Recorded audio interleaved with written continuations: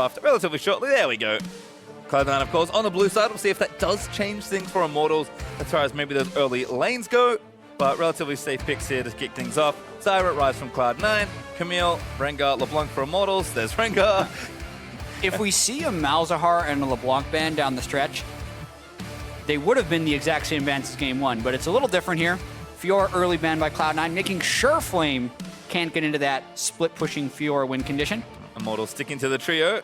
As we see, Cloud9 do go for that first pick Kha'Zix, so almost a mirrored draft, but of course the sides have changed. So we saw Contracts was happy to play Lee Sin into Kha'Zix, now we'll play the Kha'Zix side, potentially of the matchup. Yeah, and then another question will also be whether or not the Malzahar ban gets picked up very early or not. Well, there's Maokai actually for Flame, and there's Varus for Cody's son. This has been a common trend in Immortals draft, picking Varus very early for their AD carry player. And Flame was really saying that, I didn't like that Nautilus thing, give me the good tank. Yeah, Cody's son's also had a couple very good performances on Varus compared to his other AD picks, so this is super interesting now. Interesting how Flame hovered the Kennen right before he picked the Maokai, because in areas where we have seen the Wits End top lane Kennen, it has been very good into Maokai. But with that, we have to wonder if C9 is going to play a conservative draft where they match top lane AD right now, and then, well, since they've locked in their AD, they'd have to match top lane right here. Otherwise, we're going to see a mismatch and potential target bans coming their way. And interesting to see the Ashe now from Sneaky. We mentioned it before, but he was taking Jhin over Ashe. In the last game, where it was the opposite last week, now he's back to taking Ashe, so who knows what's happening.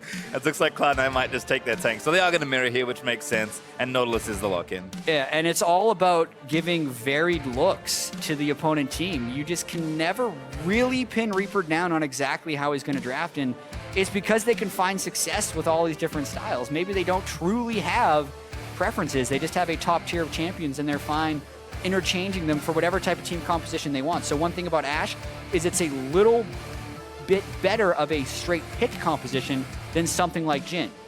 And it could be maybe with the Kha'Zix they want to make some changes. That's probably subtle things if there are changes at all for Cloud9, but I love this. I always love to see this in games. Contracts had such a good Lee Sin game. Now Dardoch is going to take the reverse matchup and see if he can show up. But for Contracts, if he's trying to make a statement here, winning both sides of this jungle matchup would look very good. Yeah, and it's the complete run back because it's also the reverse top lane matchup. So a lot of times people say top lane can be a 2v2 lane. That's kind of what it turned into with Dardoch spending so much time up there.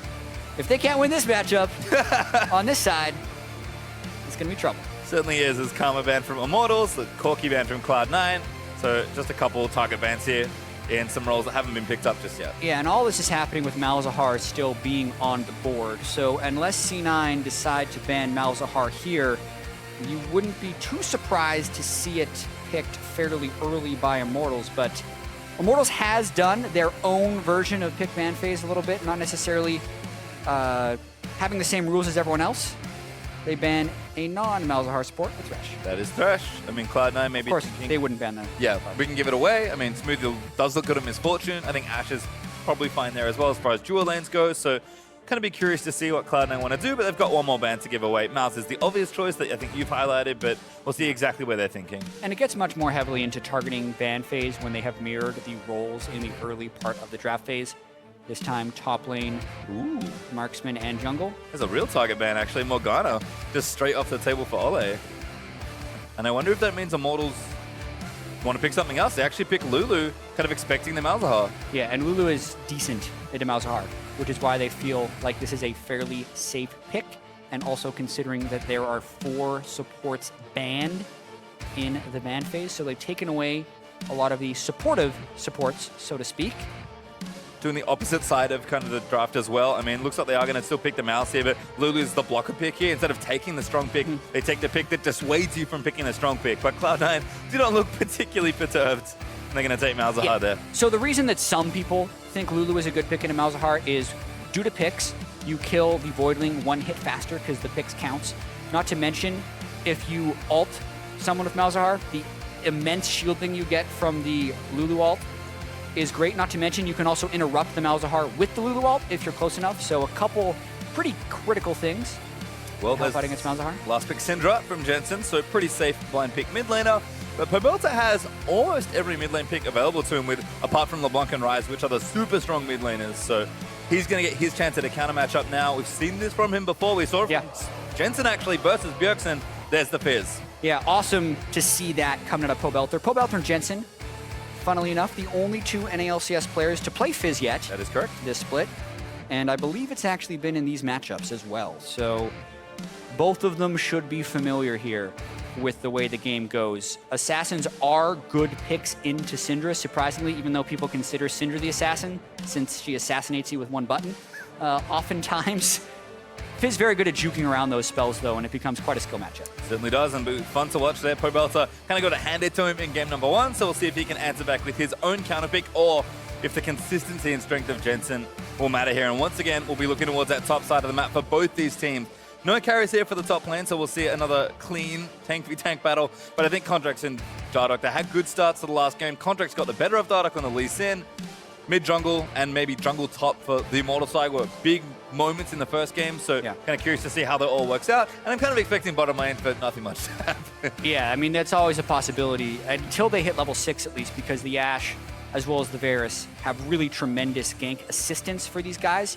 But as you say, whenever there's that draft where they're mirroring the roles early on, and they've also mirrored the type of champions they're playing, we see very similar team compositions on both sides. Surprise.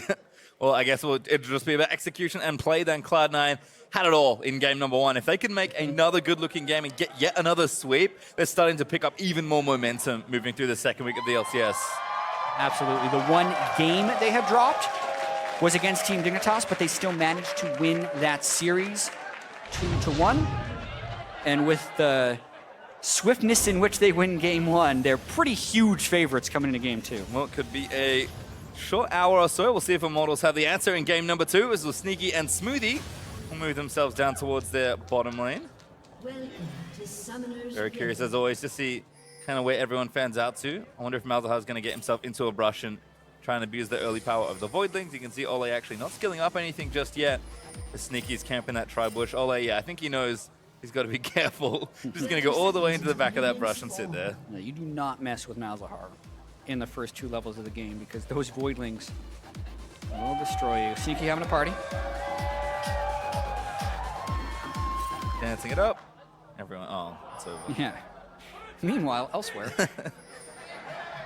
Some Keystone Mastery is looking very standard, much like last game. And Impact and Flame, we'll see if they get some attention. No, not today. Dardoch again, looking around that red buff. Contracts over towards the blue, so it should be same side jungle starts once again. We talk about a mirrored draft here. That's the kind of dance party. Yeah, some great synergy. I see no reason why they can't just continue to do this. Instead of lane. Yeah. Jensen and Impact will carry, don't worry. As I said, some of the best dances in the game. There we go, blue buff time. And again, with Contracts and Dardoch on the same side, curious to see where that pathing goes. He's still farming up to level 4 before. No early pressure really to those lanes, but Dardoch wanted to concentrate top last time. Contracts a little more towards the midsection. And of course, with Pobelter on a very different looking champion, with the Fizz versus Syndra on his counter pick, should see some differences there as well. But again, Malzahar level 1's pretty obnoxious. Yeah, but you just got to see there how quickly the Lulu can actually get rid of the Void Spawn, so decent. Still takes a bunch of damage, unfortunately, because while they're killing the little Voidlings, their wave is getting pushed in, which is the goal in the bottom lane, is to push the wave early. Yeah, Ashe, of course, does have a bit of a range advantage in the matchup, so Sneaky playing up nice and aggressive and looking to get damage done early. Cody-san, though, should be just fine there. There's a level 2 for Cloud9 duo, but looks like they'll just keep this away from their turret for as long as possible. And Cody-san level 2 now, so things are going to be okay. Nice hop there from Pobelter, though. In onto Jensen looking for damage, and that's a really nice trade. Yeah, in a big minion wave too, but Pobelter realizing that he'd still be able to win the trade, has the Corruption Potion, which enhanced his trading ability and also means he has more sustain than the Doran's Ring. But in these volatile assassin mid lane matchups with the Fizz, the jungle ganks have to be watched out for, and there's not too many wards, so Pobelter playing it pretty risky here. Good little trade back there from Jensen, procs the Thunderlords, and forces Pobelter to consume another charge of that potion. It looks like he's out of charges so far, and this is kind of the issue with Fizz. I mean, he is good into Syndra, as we saw from the early interaction, but this is going to happen to you constantly. Yeah. In lanes in which Fizz can survive, he can CS because of the threat of him winning the all-in. As soon as a Fizz gets poked out and loses the threat of the all-in, he completely cedes the lane to the opponent. So even though Pobelter did win that initial trade, he took a few Qs on the back end, ran out of Corruption Potion charges, and Jensen was able to shove him. And you can kind of see just how intense the 1v1 is, because Jensen has already gone back. He's got his potions, his early control, and a second orange drink, because he knows all-ins are a consistent theme of this lane. In fact, Contracts is going to make Pobelter's life troublesome. Does get some poke down, but Pobelter will get back to lane. Yeah, and the important thing about that for Contracts as well is it allows him to, I hope he does it, I hope he was going to freeze the lane, but there's a gank up top. Flash from Impact, Q from Dardock's going to miss. Impact with a neat little sidestep. And Dardock once again showing attention to Flame.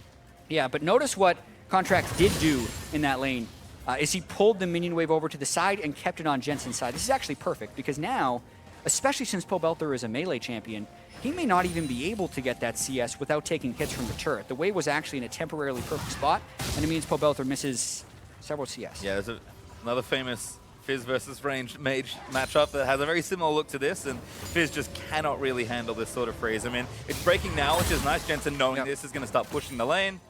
And Pobelter just hanging back, playing safe, knows he doesn't want to eat any potential attention from Contracts. And Jensen, despite being ahead right now, Pobelter knows that that's fine. I'm just going to hit level 6, farm safely, and start to impact more all-ins, or potentially roam down to a side lane. Yeah, he's got the window in which to roam right now. Also, he has the window in which to place wards to see if Dardock is trying to swing that lane since he's shoving back and forth, and Syndra can be a very attractive gank target until level 6, in which case he will just kill whoever comes to gank. Which feels bad. As looks like Smoothie and Sneaky did have that lane pushed up again. They've actually been playing nice and forward in this lane. Dardock, I think reading this perhaps, is going to get himself down towards this bottom lane and see if he can't affect a gank or two. Pobelter still struggling there. As Jensen staying well within arm's reach, or out of arm's reach I should say, from Pobelter. Just playing back. And looks like Dardock gave up on a potential bot lane. So Jensen going to ward, keep himself safe, and continue pressuring this Fizz. So, no surprises so far out of the early game. We're going to get to see when the junglers really start committing to some ganks. Have to track the success of those right now. Ooh, Voidling's not going to give it away. Good pull away from Ole. Now Dardock going to wait into this brush. Kind of knows that the lane's not in the best spot for it, so he's going to have to play back. And Pobelter, he's low. Jensen's ready. Actually committed the ultimate just to do some harass down. So Fizz is out of charges. Darkseal's helping, but Jensen just pushing in now, starting to deal turret damage. And Pobelter needs help. He doesn't have his teleport anymore. Yeah, very early turret damage there for Jensen. Feeling incredibly confident in that lane. Last game, they were able to take both solo lane turrets because of the pressure they were putting out. Similar start to mid lane here. And good information that gotten by Contracts. Didn't want to 1v1 Dardock with the level differential, but finds him potentially looking for something around mid, so knows that Jensen is covered. Fish is going to miss. Jensen, just so good at dodging kill shots. Yeah, so tough try there. Even if the Fish lands, Contracts could have potentially been there for the counter gank. C9 would have had to be a little careful, though, because Contracts has actually fallen behind Dardock as far as raw experience, was down a level before that happened. But as you mentioned, when you got a mid laner like Jensen who can play that far up and then dodge all the skill shots when a gank comes, pretty nice as a jungler. This is something you were alluding to in game 1, where jungle effectiveness is really a great measure of how good a jungler is. Sure, it's good to be giving your lanes attention while keeping up your farm, but if you're in a lane, and kind of Rain over exemplify this for a while, if you go to a lane and you don't get much out of it, how effective really are you as a jungler? And I feel like we've started to see that Contracts is seeming a little more efficient than Dardock. Yeah, especially in gank effectiveness, and that is also something that is influenced heavily by your teammates, right? If Dardock is forced into going to lanes that are already disadvantaged, for instance, there Pobelter had 25% health. He can't even get close before landing the Fish. Meanwhile, Impact may be getting dove. Level 6 Dardock. Another dive here. Impact does have his ultimate. He's going to commit it now, but he's taking too much damage already. Encourages the Colossus. He's going to poke. He's trying to get Flame in from under the turret. Dardock still looking in. Needs more damage, but they can't kill him. Dardock. Oh, he's trying to make a play. First blood for Impact, though. And Dardock just presses too hard. He saw last game, Contracts and Impact executed that dive, no problem. They go a little bit earlier. Dardock doesn't have Warrior. Impact just tanky enough. And what was that return by Dardock? Gives the first blood over to Impact. Wanted the last bit of damage, but didn't find it. Flame, no teleport, forced a recall, and Impact knows he's going to push the lane in. Let's watch this nutty dive again. Yep, no flash on Impact. Dardock is 6, so he thinks it's easy pickings. Flame takes turret aggro, perfect. Get the kick, into what he wanted to be the execute, but Courage the Colossus shield procs off of Impact's ultimate. He then procs his W shield, so he baited his shields until the end. And then Dardoch just takes his Q into a minion when he had already safeguarded to safety and gives the kill of Impact. He realizes that was a bit of a goofy play. Mistake there from Dardoch, but able to laugh it off. Impact, unfortunately, as a result, will get himself a kill, and now healthily walking back to lane.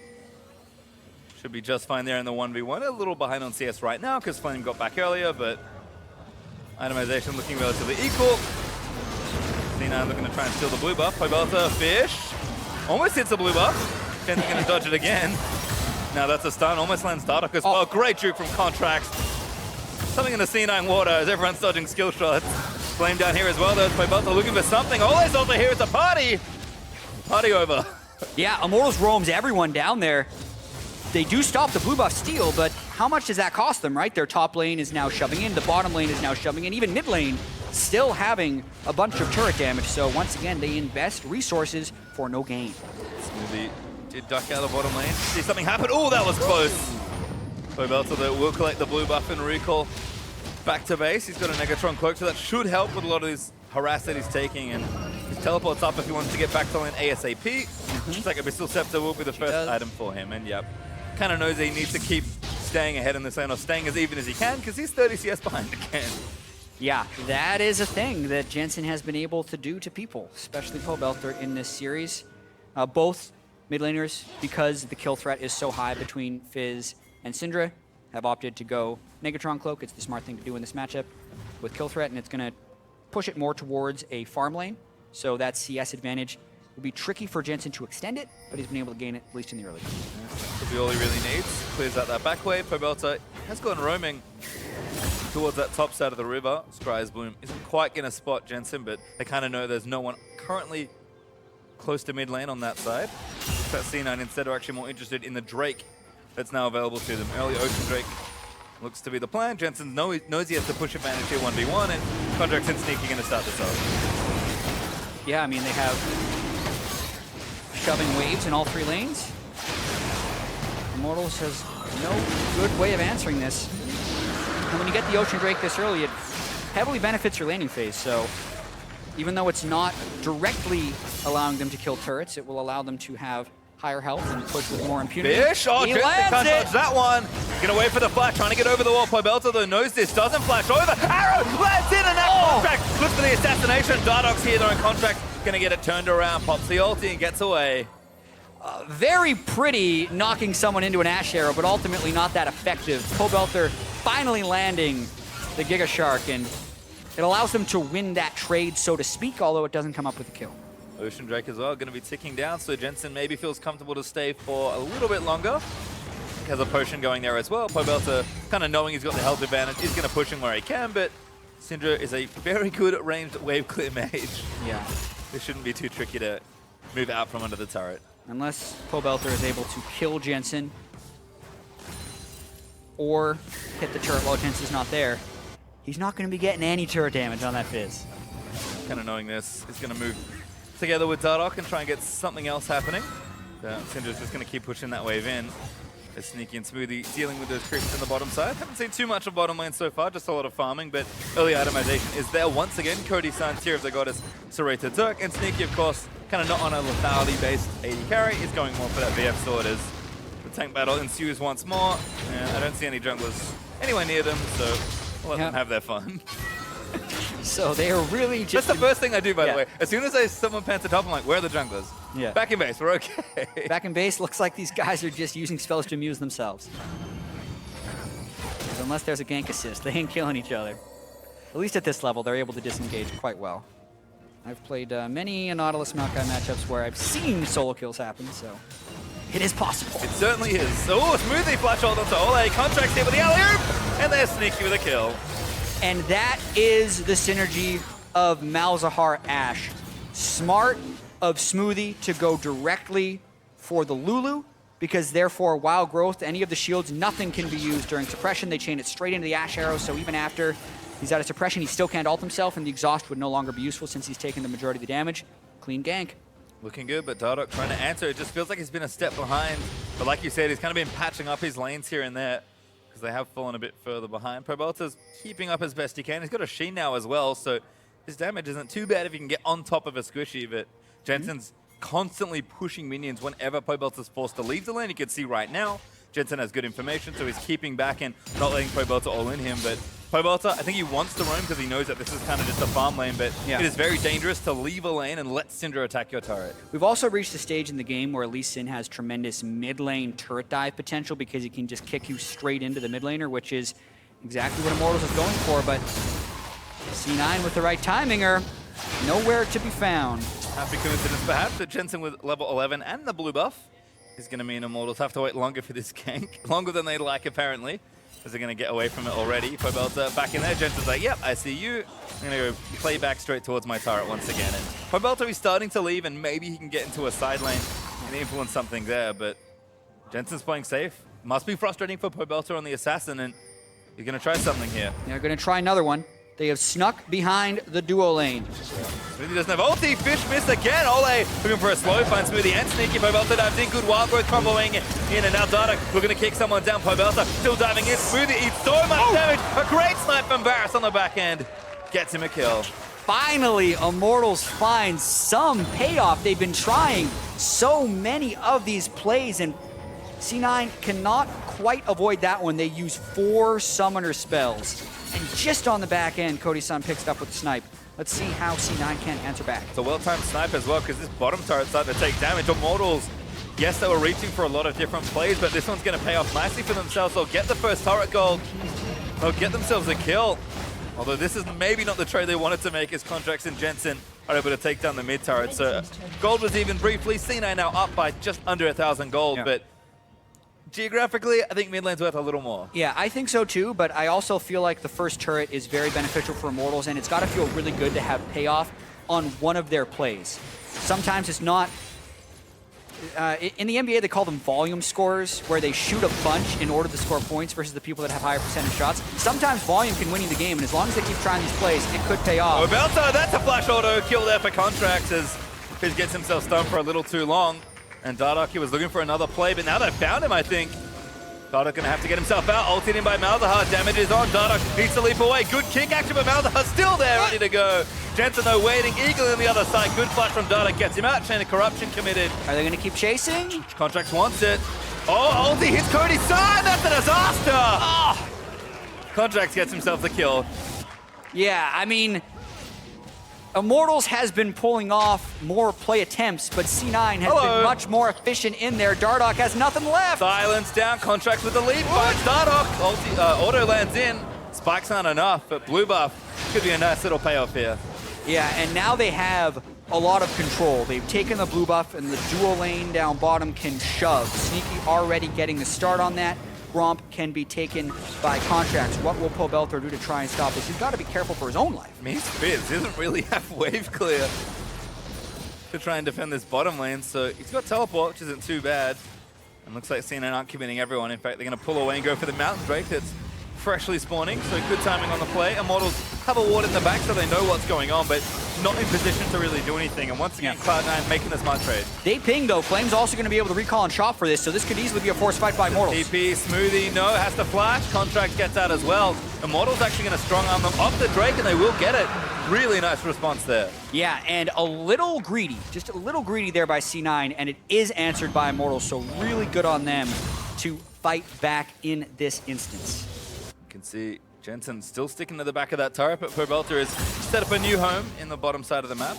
It's one of the advantages of having a teleport mid laner. You can more effectively go to side lanes, so Pobelta's going to set up shop there. He's got a turret to go back to as well. So that's a pretty safe spot for him to pick up farm, which he does need. Still being behind Jensen, Womba combo. That's not one. Contract's going to slow him down. Pobelta just fishes him instantly, and C9 know to pull away. Yeah, really tough to orchestrate ganks on a Fizz. Even if he wouldn't have sidestepped, he still had the potential to just play full Trickster and become untargetable. Good of Pobelta to back away there, but I do not agree with Cloud9's play of trying to use that as their initiation when there are so many other potential targets like Cody Sun and... Yeah, it feels like they're just kind of, you know, it's pretty low percentage play, but I think it's safe to make given that cooldown should be back up. And they're going to continue pushing down here. See if Pobelta can handle a 1v2. And that bottom turret is a little low as well, so I'm not sure Pobelta is going to be able to protect it. Cloud9, though, not enough vision here to really be overextending. Have to just push the wave and back. So that's good news for Fizz to be able to get more farm for himself. And you can see even Jensen just defending his turret. It's good that he's getting farm, but he's not making really any more progress as the map's opened up quite a bit. Yeah, absolutely. And this game, not as out of control as the last one, so a higher chance we will be able to progress to that team fight phase. It's going to be quite interesting. Maokai, a superior late game tank to the Nautilus, but then also we don't have the Cassiopeia type in this game that can really get through tanks in the super late game. There's a quick comparison. At this time in game 1, mid inhibitor was down for Immortals, so it's been a significantly better amount of control here. Even though there's a gold lead for C9, it's only 2,000 gold. Infernal Drake will be a big prize up for grabs as the next one as well. And he knows C9, they just know they have to play a little slower. They don't have the map opened up as much. They need to be aware of the peak potential of Pobelta, of Dardoch. It's sneaky and smoothie. I like this transition. Just trying to take maybe an easier outer turret. Yeah.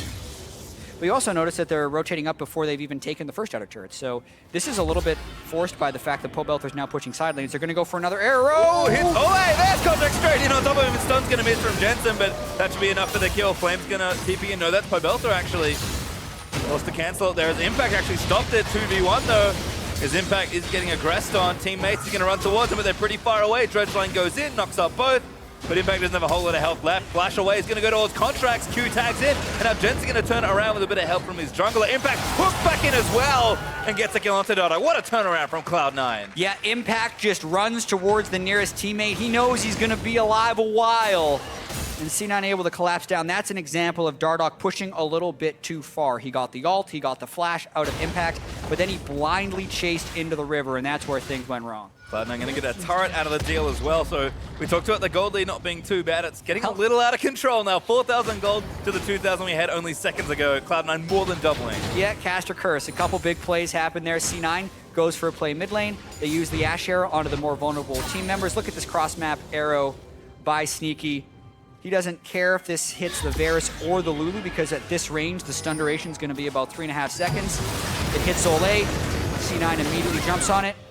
And Dardoch wants to get the counterplay. It's a bait teleport, so to speak. We thought Pobelta would cancel it, but it turns out it's because Impact engaged. Get a little baby fish on Impact, but it doesn't do much. I like the ultimate there on a Dardoch, able to hit both of them. And then at this point, Dardoch goes too far. Near miss. Oh, Cody Sun. Cody Sun going to get ulted. There's Malzahar ulti in as well. Jensen wants that flash ulti. Gets himself a kill through Wild Growth. Woo. So, yeah, they miss the Ash arrow. He dodges the stun from Syndra. Still dead. That means you were in the wrong place by a lot. Cody Sun definitely couldn't have been up there, and they do not have the vision control to support that type of position. Looks like a blue buff steal is going to follow as well. Impact whomping down the buff. Jensen either collect it, Pobelta, he kind of wants it. In fact, he's going to go in for it. Dardoch with a smite, going to go through. Fish going to miss. TP in from Flame, finds Contract as Dardoch going to try and lock that down. Impact Pobelta on the other side, fighting their way back through. Flame needs to lock someone down, but Contract is out scot-free. No, he's not just yet. Twisted advance in. Dardoch going to kick him back through. Q's going to land in a Contract shut down. Immortals punishing C9 for some over-eagerness right there. C9 had two full people top lane in full vision while they were trying a play in the blue buff of Immortals, so it makes it pretty easy for Immortals to collapse down there. Now the question can be, can the dual lane even support this? Apparently they don't need it. Jensen just clears the way. Yeah, this is Syndra things. Really good way for Arrow finds Dardoch this time. Smoothie not going to land the silence in, but Impact on the other side with the TP. Cody Sun again almost gets himself caught. And there's the dredge line on. Pobelta going down. Sneaky gets him after the flash. Cody Sun blocked him by the Nautilus as well. Sneaky able to get himself a double kill. And Cloud9 just on top of every situation. Yeah, and this is not Cody Sun's day. He is getting picked on by the pick composition of C9 right there. Jensen just teleports in, clicks on him. He goes down. Edge of Night not enough to save him. And C9, with the back and forth and back again play, get the advantage. Yep, T2 mid's going to go down as well. So that gold lead's starting to grow a little further out of control. 6,000 gold ahead for Cloud9. They doubled it before. They've now tripled their effort from a few minutes ago. And Infernal Drake's just coming up. Yeah, watching this one more time, this is the extension of the play with the Nautilus TP. It nails Dardoch. Cody Sun is really just trying to run for his life, but he has nowhere to go. Lands his ultimate onto Smoothie, can't chain to anyone else. Nautilus Assault just goes straight onto Cody. Makes it easy for Sneaky to pick up the second kill of the fight. Nice and clean. They did get the Infernal Drake as well in that during the replay, so picking up a nice prize for themselves. You can see 4 turrets to 1. Immortals don't have a whole lot of wiggle room as far as where they can go safely, and we've seen Cloud9's big competition continually find themselves priority targets. And now that Jensen has that Zhonya's, he's probably feeling much safer than he was before. I mean, Sneaky's also up to 2.5 items. In general, Cloud9 are just using this gold lead to force plays on Immortals, and looks like Baron might be the next objective. I can see the on the way pings. Yeah, C9 has done a very good job of keeping their turret pressure up in this game. Last game, they were up 5 turrets to 0 at one point. This game, it is 4 turrets to 1. That really limits what Immortals is able to do. You also added the fact that people they are putting in side lane positions are not vulnerable to Immortals' assassination attempts, which is pretty smart. So when Pobelter goes for play, it's usually on a tank. He would love to be able to get onto Sneaky, but Sneaky's just not putting himself in those positions. And C9, I think, have showed just really good knowledge of what they want at any point in the game. League is, like you mentioned, always a game where you have to make trade-offs here, and I think choosing between the objective, whether it be the Drake or the turret, is a critical moment you have to make in kind of a split decision. And I would say almost every time, at least in this series, Cloud9 have actually made the correct choice. Yeah, they really have. Immortals clearly not on the highest level of communication. Dardoch again caught. Where does it go? Flash ulti in, ole! Hit by the Ashe ulti. Pobelter's trying to get back in there, but Dardoch barely lives. That's a kill onto Smoothie, but Pobelter goes down to Sneaky. Candy Corruption follows him, but it's gonna snare a couple up there. Flame trying to get to the fight, but he's a little late. Ole gonna get snared up again as Jensen and Sneaky trying to fight off the tanks. Ole's still alive for now as Contracts needs to get himself out. And Impact trying to dodge around, but he's getting locked down by the rest of the team. They need the flank here. Cody's son gonna eat the stun, but Dardoch looking to fish for a Q. Impact still alive though, as they can't quite get the carries in position, but Contracts eats the arrow in there from Varus Q. Impact still running himself away, and I think he's gonna go down here. Gonna live for a while longer. Good start again from Jensen, but they can't pick off a carry. Flame now taking damage, gets hooked back in as well. C9 turn around a very long team fight. Oh my goodness, so close in the execution of that. Pobelter had a spectacular entrance into the fight and took out Smoothie right away. Finally got onto one of the assassinatable targets. And from there, we're gonna get to see this one more time as C9 jumps in. They start the fight, but Lulu actually gets all the shielding off on a Dardoch before the Ashe lands, so the cleanness of the initiation wasn't great. And then Pobelter probably should have taken that extra Q into Sneaky after the assassination and just kind of hopped out. That would have helped. But from here, this is the value of the Armor Pen Varus. Notice that Q that just took Sneaky and Jensen really low. And this is what made Immortals so confident in the rest of this fight, is because Jensen and Sneaky have to dodge those piercing arrows, so therefore they can't help Impact for so long. So they try and just work around the cooldowns of these piercing arrows, and this is where this fight gets really intricate actually, because they're almost trying to play through the tanks, and that's what C9 is able to do here. So they're not even worried about Flame, because they know it takes too long to necessarily kill him until they can push the Immortals damage dealers off. Then they can focus the tanks because they no longer have to worry about the piercing arrows. So an intelligent end to that fight by C9. Great overall awareness from C9 there, using the terrain to their advantage. I missed the summoner heal until we saw it. Sneaky got it over the wall. That's where the free health from Nautilus came from in the back end of that fight. Clever stuff overall for Cloud9. They take the minimum, I guess, which is good news for Immortals. Yeah. But the bad news for them is they couldn't get a very clean fight and maybe parlay into something like the Baron. So Cloud9 still firmly ahead, 6,500 gold. But Immortals starting to ramp up and show that they do have some play in these fights. They just have to not walk into this. Cody's son flashes away from the arrow. And the question is that enough to let him escape? C9 really loves to chase. They've got more stuns. Jensen looking for something, ghosted up to try and find another target, but instead Cloud9 will just continue their run through mid and take down Immortals has double TP, and they are down in Ashe. So they are looking to force a fight right here. Pobelter's behind them. When is Flame going to join? He has TP as well, and it's past 20 minutes, so he can get a home guard bonus if they want it. Pobelter picking off the wave. Contracts looking for Dardoch. Just pokes him off a potential engage. Impact actually leading the charge is going to cut off Immortals, or at least Pobelter, who's going to have to slip his way out of this one. Stun barely misses from Pobelter, and now he blasts his way to safety. Good little save there from Pobelter, but Cloud9 did get the turret and get out safely. Yeah, and I can see that as being one of those lack of communications, or just people being on the different page for Immortals. If you're going to be doing a double TP flank into someone, you have to use both TPs. So they did technically save their inhibitor, so you could argue that only one was necessary, but it hurts when one of their main ways of winning this game is getting access to the backline. That's best done by double TP, And now he just can't do that until Pobelter's teleport is back. Yes, Sneaky's arrow's back up as well. So Contracts is going to join him and see if he can't pick somebody off. Immortals are aiding Pobelter here in this top lane. You can see Dardoch now recalling as Contracts and Sneaky really hoping somebody walks by. But I don't think Immortals are silly enough to walk into this one. Although I've said that before. It could happen. I mean, Pobelter's looking for kills. Oh, there's the ulti. There's Contract Pobelter! Oh my. Oh, so greedy for the wave. Lots of damage, very little vision.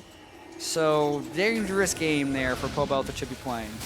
Cloud9 actually going to start the Baron as a result. Dardoch got a little bit of vision, not going to pull away. Poke is a little too great with Cody-san in the backline, firing arrows into them. Yep. Cloud9 know that it's kind of not where they want to be as far as positioning goes, so they're going to walk down to the Ocean Drake instead. Pretty confident Immortals won't be making a play because they probably wanted to recall anyway.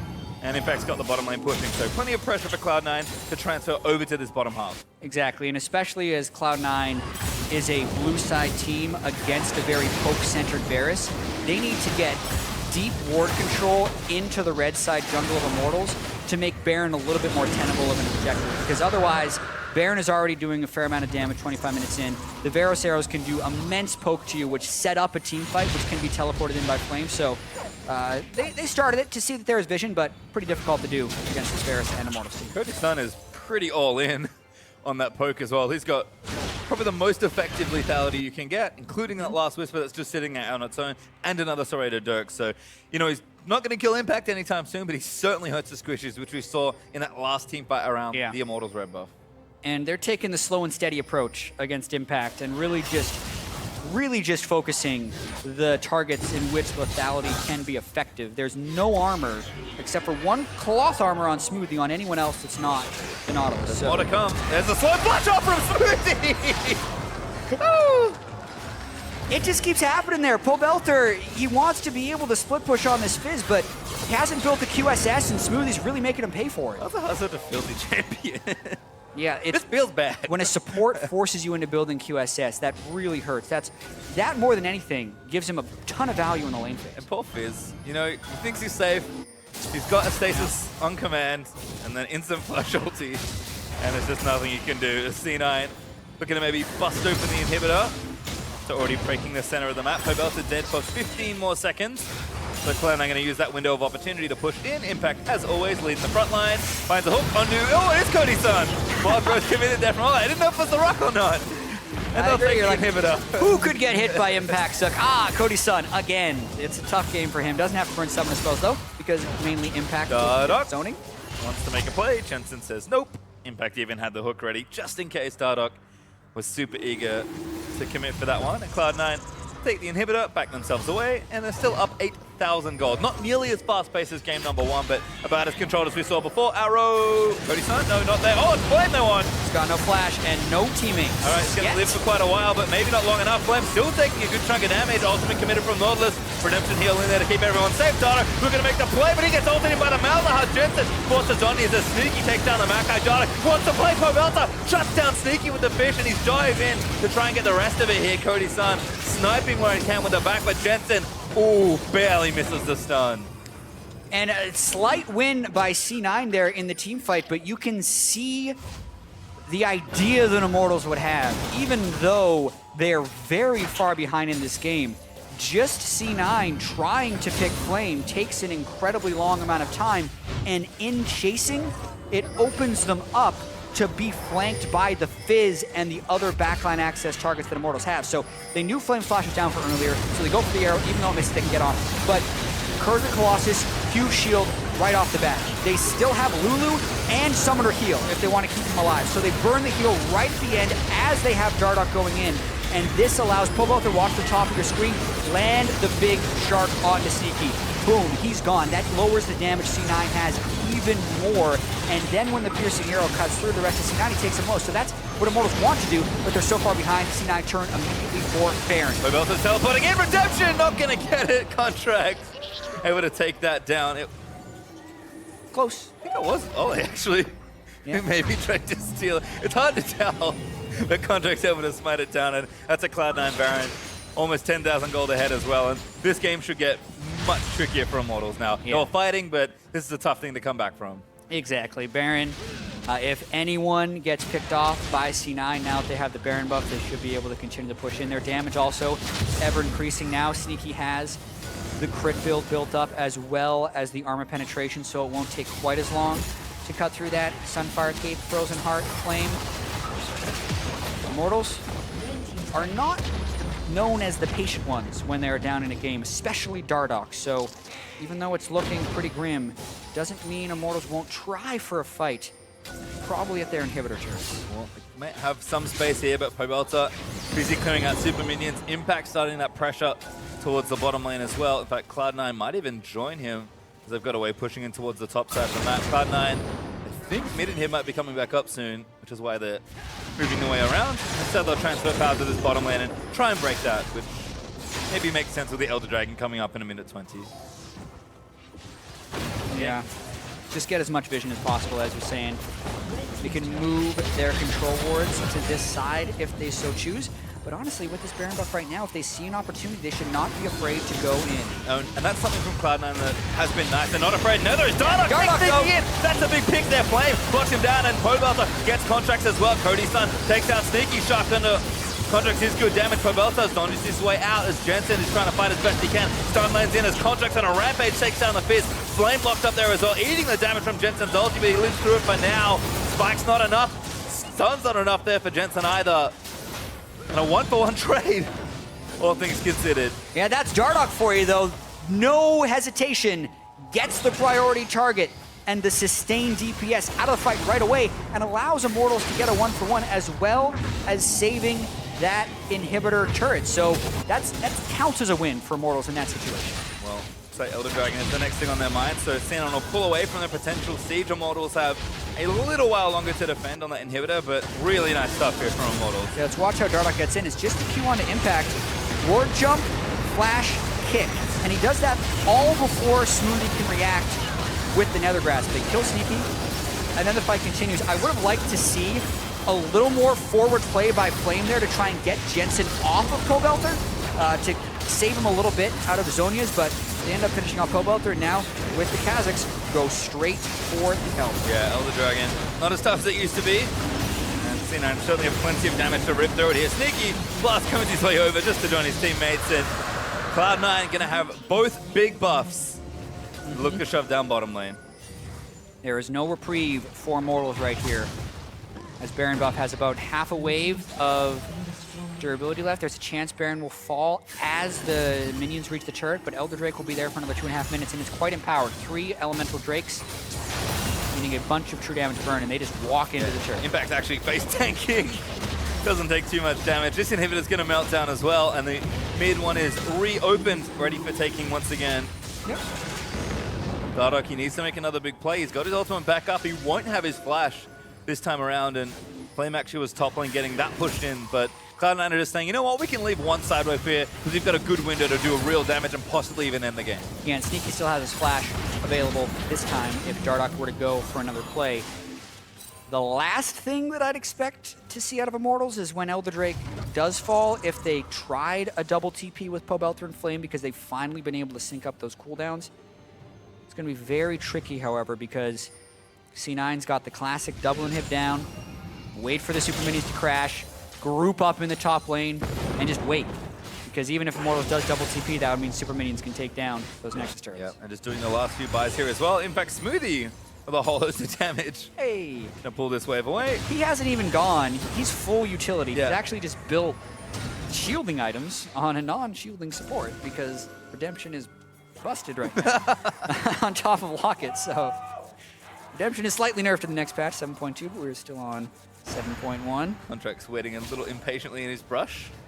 Got a control word down just in case somebody wants to walk by, but Immortals know that they have to play back, hunker down, and try and defend this push that's coming. Cloud9, Baron has dropped as expected, but Elder Dragon will last more than long enough for this siege, maybe even for an extra wave.